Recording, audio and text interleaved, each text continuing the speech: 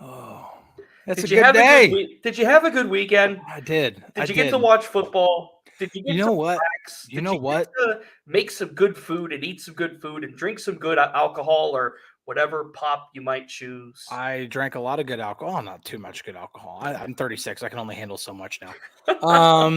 I actually did not watch 1 ounce of football on Sunday. I needed a break. I've been watching so much football. Well, that's okay. That's actually not true. I did watch Joey Porter film on Sunday. I didn't watch any live football. Yeah, live football. Sure. Which is a great thing because here we are to talk about Steelers on a Monday. Victory Monday, technically, kind of. If you want to carry it over, sure. I mean, Victory Friday, so to speak. They're 5-3. They're 5-3. So is the rest of the AFC North, pretty much, except for the Ravens. Yeah, which is the big topic today for me, dude. As you can see by the title of the show, this AFC North really is something else, and we're officially past. Well, I guess not officially with the Monday Nighter tonight, but we're 9 Sundays into this thing as of right now. Already, we're at the midpoint of the season. Crazy. And if the regular season ended at 3 p.m. Eastern, when the South Side Beat begins on a Monday on November 3rd, November 6th, excuse me, at 3 o'clock. 1, 2, 3, 4 teams from the AFC North would be in the postseason. The Ravens would be the 2 seed, and the Steelers and the Browns and the Bengals would be in as wild cards. All 4 teams would be in. And right now, Chris, is not just the toughest division in football, as B. Phil says. You can read it on DKPittsburghSports.com right now. All of the variables that are associated with the AFC North and how strong it really has been this year. Yeah. The only division in football where every team has a winning record. They are one of 2 divisions in football that has fewer than 2 teams with a losing record. The only other division that has that is the AFC East. The only losing team in that division is the Patriots. Every other division in football has at least 2 teams with losing records. Yeah. So right now, yes, unequivocally, at the midpoint of the season, the AFC North is top dog, and the Steelers are right there among the right there of the NFL. Yeah, it's crazy, like really, because when you this is one of those moments where it's kind of like the 11-0 season, but this does feel a little bit different. That season almost felt like it was bound to just. I mean, it was just this balloon that was inflating and inflating and inflating, and it was just bound to pop. And when it did pop or burst, it was just going to be the loudest explosion ever heard by mankind, and they weren't going to do any, and there was literally going to be nothing left to support. And that's exactly what they win 1 game after they lost that after they lost that first game. I don't know, man. It's but this team, despite all of its deficiencies and all of its flaws, if they are close in the fourth quarter, anything happens, right? I mean, look, okay, let's break this down. There are 3 losses. 2 of them were blowouts, so they're not close in the fourth quarter. They don't stand a chance. Sure. The other loss, it's close, but they don't have Kenny Pickett in there because he's injured. All of the other games, the Jaguars are the 3 seed in the AFC is right now. Right, but even then, if Kenny Pickett's in that game and it's a 1-score game like it was, I kind of like the Steelers' chances a little bit more. I'm not going to say they're winning and they're going to be 6-2 now, but I kind of like their chances a little bit more. But all of the other games, they've been in it late, they've won. I mean, that to me is the only stat that truly matters until that trend breaks. Steelers Freak says all teams are playing not well right now. I'll respectfully disagree. The Ravens just beat the brakes off of Seattle. Dude, the Ravens look legit. And then a couple of weeks ago, beat the brakes off the Lions as well. Like, I don't think it's a 1-1 comparison because the Steelers have beaten the Ravens this year. The Browns just won. I mean, I guess Arizona stinks and they're the worst team in football, sans Carolina. So if you want to give them a pass, Cincinnati just beat Buffalo on Sunday Night Football. So I can't really agree with that all the teams are not playing well right now. In fact, I think it's the opposite. I think the majority of the teams are playing well right now, and I would make the case that the Steelers are the ones that are not playing as well right now as a totality. And obviously, a lot of that is to handicap the offense. The Steelers are the only team that are unbeaten so far in the AFC North, 2-0. The Ravens are 2-1. They've beaten the Bengals and Browns, and of course lost to the Steelers. Browns are 1-2. They beat the Bengals. They lost to the Ravens and the Steelers. And the Bengals are 0-2. They've lost to the Ravens and the Steelers. So when it comes to the postseason, these division records mean so much. The head-to-head, it starts the tiebreakers for the postseason. The head-to-head, and then the record within the division. Mm-hmm. The two most important things when it comes to differentiating who's in and who's out in the postseason. And Chris, you and I have talked about this AFC all season long as it's going to take at least 10 wins to even get consideration for the 7th seed. Yeah. It might take 11. So these division wins, these wins against AFC opponents, and of course specifically AFC North opponents, are just absolutely massive. And by the way, this parity is going to break within the next couple of weeks because the Browns play the Ravens, Steelers play the Browns, and the Bengals play the Ravens over the next couple of weeks. And then, of course, the Steelers play the Bengals in 2 weeks. So this parity is going to break at some point. Now, if it splits off and it becomes a round-robin sort of thing, and each team wins a game in this whole thing, then it's obviously a little bit closer. But this is the time. The Steelers have the Packers. We'll talk about the Packers later throughout the week. Yeah. But for the midpoint of the season, this is a great time to talk about just how close this AFC North truly is. And it all could either separate or it could stay congealed by the time 3 weeks' time comes around. Well, the great thing that the Steelers have, regardless of what their overall record is, they are 2-0 in the division, and they are 4-2 in the conference. And those are the two things that are going to really, really, really matter come the end of the season. Because last year they were 9-8 and had a chance, but they couldn't because they lost too many tiebreakers. Not only because of conference record, but because of head-to-head records. And so pretty much whenever they're playing, so like these next 3 games, if you could say, okay, the Steelers are going to win 2 out of 3, that'd be great.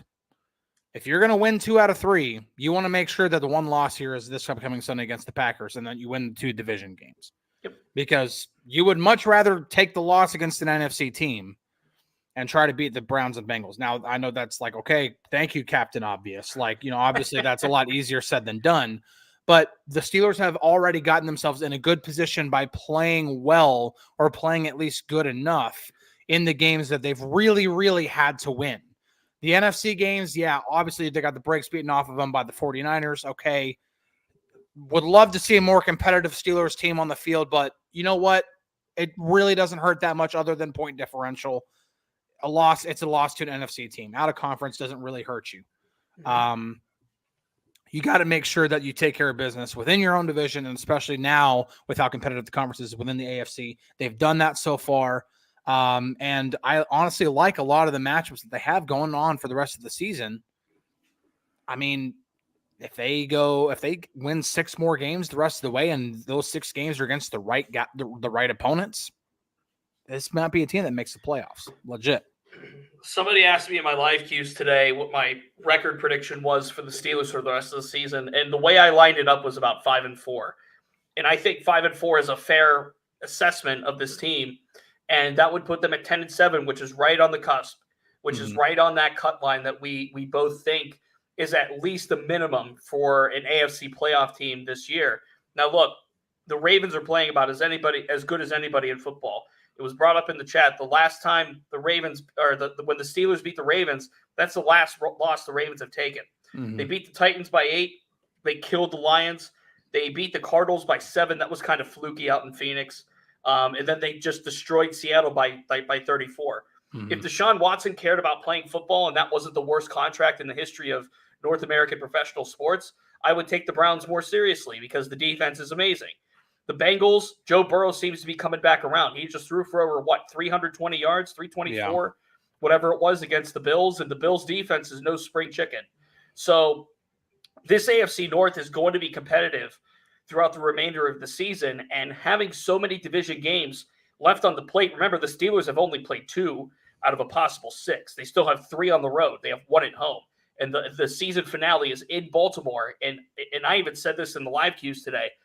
I wouldn't rule it out that Week 18 game at Baltimore is like the Sunday night flex special. Like Steelers win and they're in, or Ravens win and they're the 1 seed, or maybe even both.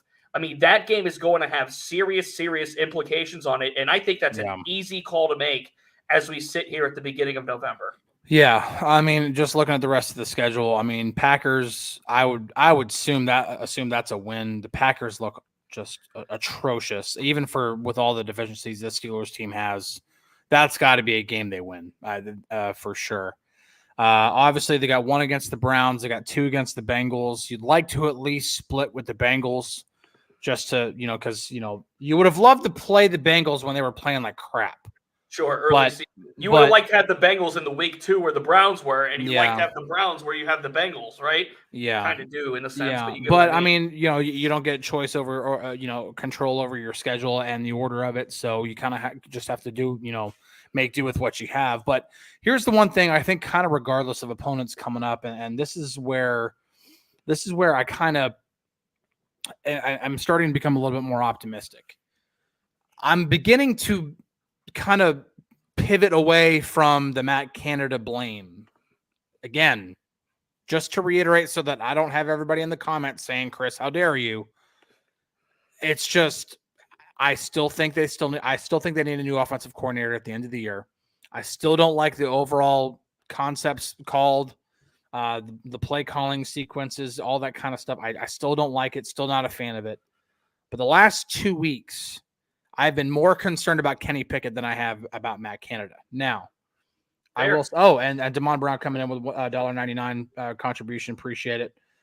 Said I'm impressed with 77. Broderick Jones at right tackle. Glad he's on the field. And honestly, that's another part of it too that plays a role here. It's the rookies coming in, and I mean, you're talking about Broderick Jones giving the Steelers reason to not leave him on the sideline. Joey Porter Jr. really already looking like a shutdown corner. And even been given the trust to shadow receivers, which the Steelers don't do, by the way. They just don't. They have a left cornerback. They have a right cornerback. Sure. They don't have guys shadow, and they had Joey Porter Jr. shadow DeAndre Hopkins. Seeing these rookie Keanu Benton filling in nicely for Cam Hayward, maybe not as productive as like a Cam Hayward would be, but still getting penetration, getting 4 hands on him instead of 2. Making, giving or taking away space on the inside so that guys like TJ Watt and Alex Highsmith can do their thing. Seeing these, and Nick Herbig even making a couple of splash plays, seeing these rookies come in and play roles immediately, huge. And that's why I think, like, over the last couple of weeks, it's really been the quarterback play that's held them back. Now, again, if Kenny's in the fourth quarter against the Jaguars, I feel a lot better about it because Kenny in the fourth quarter, for whatever reason, just dials it up. And he goes from a 2 to an 11 out of 10. But I don't know. Like, if Kenny can start to become a little bit more consistent with the way Matt Canada's calling games now, I feel a lot better about this team moving forward. A lot better about it. It has improved post-bye. As far as a play calling and a feel and just an overall confidence standpoint, I'm not confident the Steelers can go out and put 30 points a game up. That's not what I'm saying. What I'm saying is I feel confident in that every drive is not going to be run, pass, punt.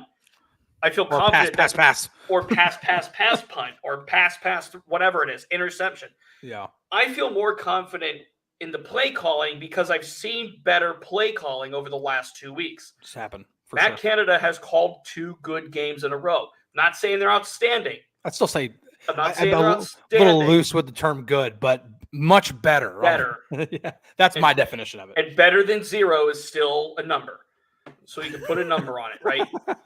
But yes, and somebody mentioned earlier about Kenny Pickett and how it seems like a lot of people, here it is from Joseph, says, I can't believe how many Steelers fans have given up on Kenny already. I agree with Joseph. I don't think you can give up on Kenny until, quite honestly, we see him with the new offensive coordinator. I mean, that's the brass tacks.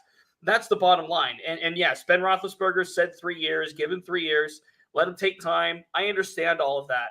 But it's also fair to say that Kenny Pickett has not shown what he is expected to be showing at this stage, and especially kind of given the preseason and how well that went and how the offseason went in terms of building around him, because this offensive roster is better than last year's. There's no doubting that. I don't think there is. And I think you have to expect better out of Kenny Pickett. And yes, Kenny Pickett has to play better. I'm going to go to Darren here. He mentions Cole Holcomb. He asked the impact of Cole Holcomb's injury. That's big. So the big news note today, Cole Holcomb to IR. They did not say season-ending IR, which I found interesting, but it's pretty much assumed by this point that he's going to be out for the season. Yeah. And then Anthony McFarland was reactivated on the 21st day. This was it for Anthony McFarland. Yeah. Good to see for him. Yeah. Mm-hmm. So Anthony McFarland will be back at some point this season, most likely Sunday against the Packers. But the Steelers now have to replace their top tackling linebacker. They have to replace their green dot.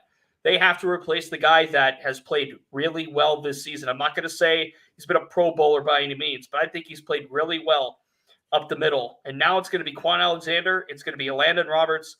And it's going to be more Mark Robinson. And we know, Chris, that this front office, Terrell Austin even, they like Mark Robinson. But there was no questioning that he's a developmental chip. Yeah. And really was over the offseason, and they viewed it as such, and that's why they went out and literally overhauled the entire room. Yep. No, there is clearly, there's reason to be excited about Mark Robinson. There's absolutely reason for it. When you watch the game against the Ravens in Baltimore last year, it was like, wow, this dude's all over the place. He's flying. He's throwing his weight around. He's shooting gaps. I mean, he was phenomenal. And then the very next week against the Browns, it was like, dude, you got to learn how to show a little bit of patience here. Like, you can't just, throw yourself all over the field, with no control over it whatsoever. You got to learn how to kind of hone it. And like a really good example is Joey Porter Jr. Really, really aggressive, physical cornerback, press cornerback, but is also very patient with the way he uses that aggressiveness. And that's not what we saw from Mark Robinson last year. And it's a reason why, and it's indicative of being, number one, a 7th round pick, and also being a guy who's relatively new to the position, which he is. And so there is a reason why they didn't just say, oh yeah, Mark Robinson can be one of our 2 main, off-ball guys. No, he's not ready for that. Lots of reason to be excited, but yes, developmental is the perfect word to describe him. That's the reason why they brought in Landon Roberts, why they brought in Cole Holcomb, why Quan Alexander was a late signing, and thankfully it's turned into something. Ooh, it's been good. Yes, and now he's going to wear the green dot. Yeah, and no, and that's that to me, and it makes sense to me, because at the end of the day, when you look at the 2 main options that they have now with Alexander and with Roberts, Quan is definitely the more versatile guy. Landon is still like your main run stuffing off-ball linebacker, and he's dang good at it. Been excellent at it. Yeah, he's been really good against the run. His pass coverage has actually been better than I expected it to be. I expected him to be like Robert Spillane bad in coverage, but he's been better than that, and significantly better than that. Not still not great, but he's had some good moments. And I'm like, okay, he's not a complete liability out there, but definitely Quan is definitely the better guy. Case in point, he had the game-sealing interception last week. So really, really good to see. Damon says, I love Mark Robinson. I've seen his potential since 2022 training camp. He's going to be a beast, and he can be, absolutely can be, but he's got to learn how to kind of harness that aggressiveness that he plays with.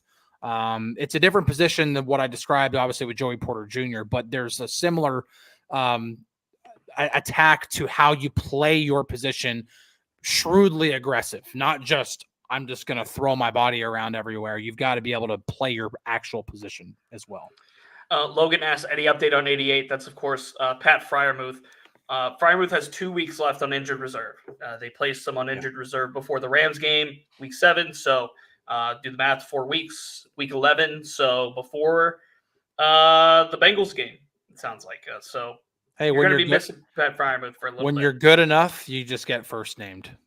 Pittsburgh Dottie, 86. Also, I think Quan is pretty, it's not Jim. It's not Chris. I mean, we call Kenny Pickett Kenny. I mean, we're not talking about Kenny Loggins though, or any, Kenny Johnson from Pitt. I mean, we're not talking about those guys though. Or Kenny from South Park. Or in this case, Pat. Like, okay, Pat could be anybody, but Pat Fryermuth. Yeah, we kind of know. Of course. What about Ant Mac, says Rick. Anthony McFarland. That's his nickname, if you want to give him that. Anthony McFarland comes back off of injured reserve today. When we talked about Canada a couple of weeks ago, this is before we thought he was going to be activated because he was designated to return. He's returned to practice, but he wasn't activated off of IR when Cam Hayward was. And what do I know about Kenny Loggins, says Devon. What I know and don't know about Kenny Loggins is up to you. About Anthony McFarland, and the thing I found interesting about what Matt Canada said about Anthony McFarland is that they had plans for Anthony McFarland in that 49ers game, and then there was just a lingering knee issue that was really just over training camp that developed and over the preseason that developed, and it came to an apex, a really rough apex in week 1, and they weren't able to use Anthony McFarland the way they thought they were going to, which is why he, of course, ended up on injured reserve. So I think you're going to see a role for Anthony McFarland, I think mainly in special teams and as a kick returner. And that would, push out Godwin Igwebuike. But I would think Anthony McFarland has a little bit of a role in the offense, primarily as a pass-catching running back. Yeah. I don't see him taking many carries, if any, away from Najee or Jalen, maybe a couple here and there. But as far as a consistent, steady presence on the offense, his role is going to be as a pass-catching running back. Maybe it's some two-back sets alongside Najee and or Jalen. Yeah, well, the one thing that I kind of don't want to mess with, and it's not saying this isn't a slight against Anthony McFarland at all.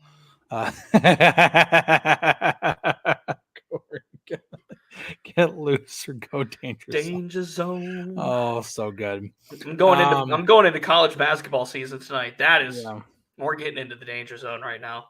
But no, the thing with Anthony McFarland, like, I'm glad he's coming back. It gives the Steelers much needed depth at running back if Najee or Jalen were to go down. But I like with what we saw against the Titans, like that's your formula to me. The way that they use those two guys, almost equally, Najee with a little bit more volume than Jalen, but Jalen definitely not far behind.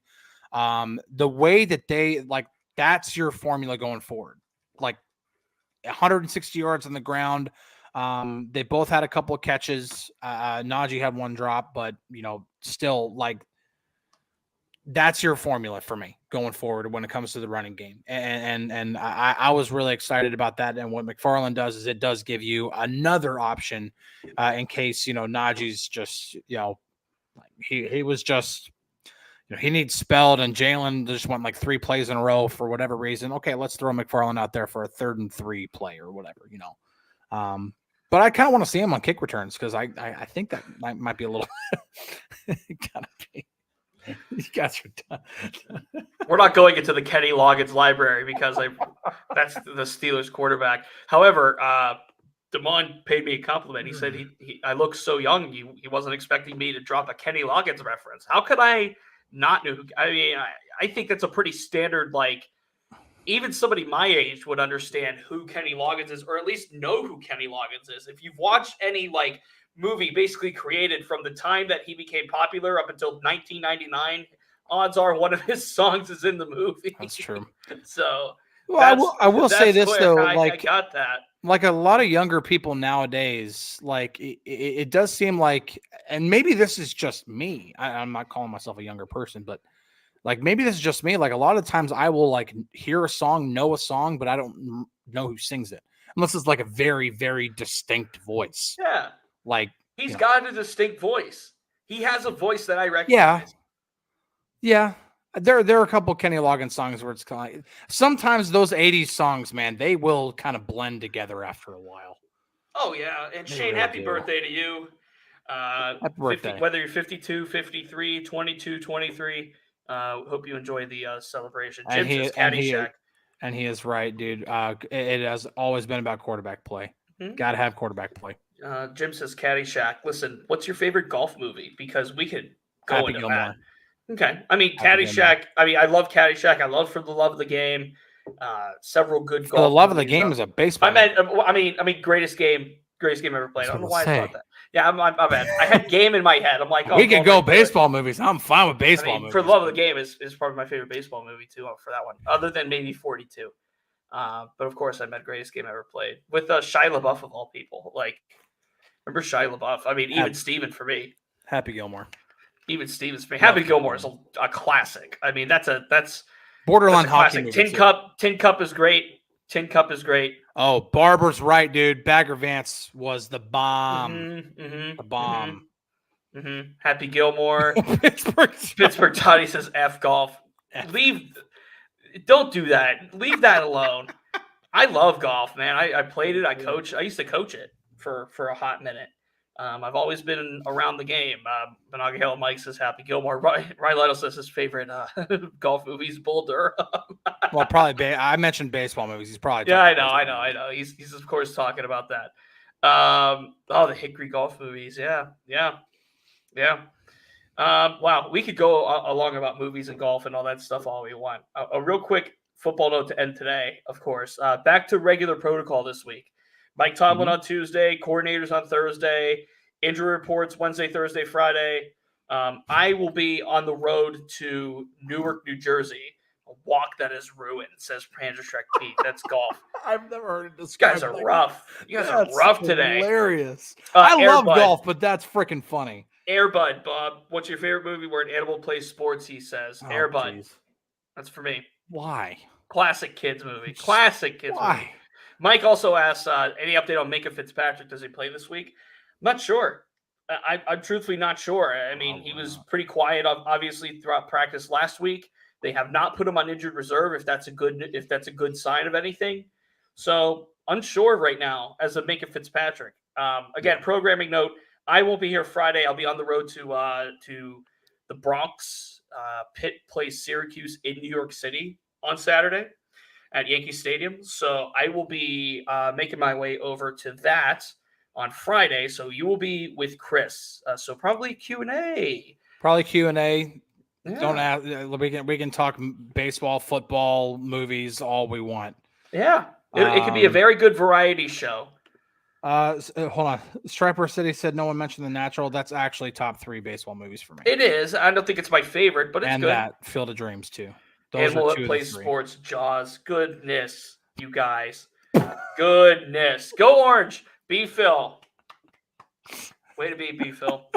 Way to be, B. Phil. It would be so Dino Babers for him to go 4-0, lose 5 in a row, and then beat Pitt to save his job. It would be so Dino Babers to do that. That being said, it's probably going to happen. And that's the third chunk Norris. Chunk Norris. Sandlot's also great. The rookie is great.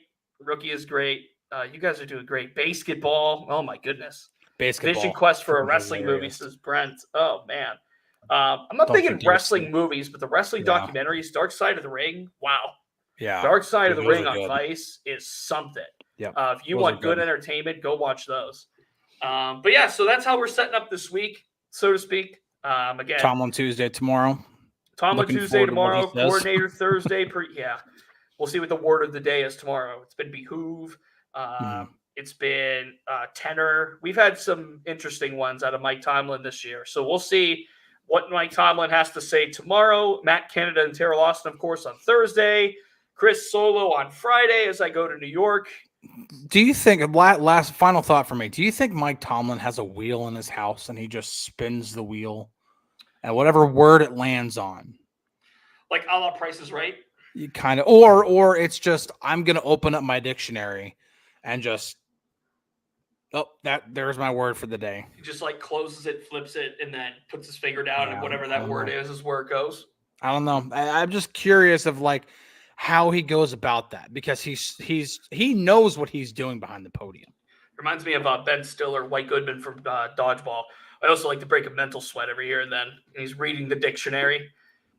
Yeah. Listen. So Brent asks about Pickens real quick. Sure. We addressed it on Friday a bit, but sure, we can go into it before you go. I guess I'm just saying. Well, Aquatic Life does kind of have the obviously. That's obvious. But I will say this, when it comes to Pickens, Evan's right. It wasn't the SARS. Go ahead. Mike Tomlin is probably going to be asked about it tomorrow in some form or fashion. I would be shocked if he's not. Sure. So I don't think I'm going to be the one to ask it. Spoiler. You're going to ask about it? I don't think I am. Oh, okay. No. No. I don't think I'm going to be the one that asks it. George Pickens did not talk today. I was in the locker room. He did not talk today.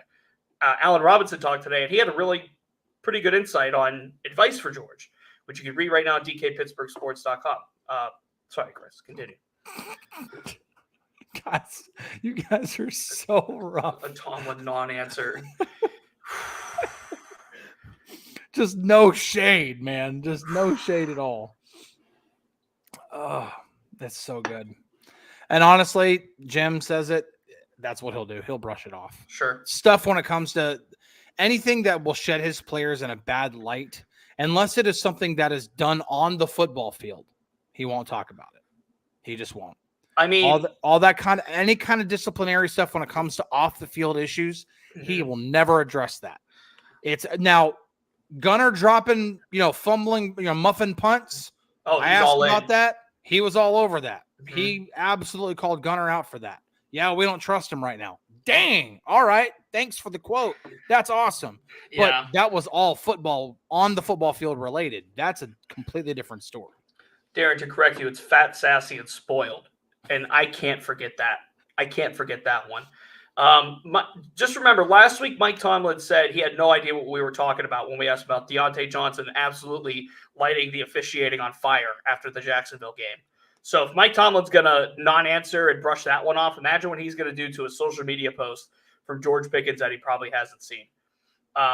Quick George Pickens, in-house stuff. That's correct. Correct, Chris. My George Pickens take, I gave it on Friday. I'm not making it a thing, a bigger thing or any kind of thing that it has to be. If George Pickens is upset about getting targeted twice or targeted 5 times and having 1 catch for -2 yards or 2 for -1, whatever it was, fine. But I'm not painting George Pickens out as a prima donna every time he has a bad game. I'm just not going to do it. It's not fair to George. It's not fair to Kenny Pickett. It's not fair to the Steelers. It just is not fair to do. Now, if he goes on record and says, F this team, F this quarterback, F this place, then maybe we could start doing that. But, I mean, cryptic social media posts, I don't know. I'm not sold on it. I don't think there's much stock to be taken into it. It is what it is. He could be pissed off about having a bad game. Every receiver, every player has the right to. I'm just not going to let sour grapes become a thing because AB and Juju and Chase Claypool decided to act out when they were here. I'm just not going to do it. I don't think that's fair. Jim, to George Pickens. No. Just no. I'm not here to talk about other reporters, but no. No, I'm not going to do that either. That's fine. But I'm not a reporter anymore, technically. So no.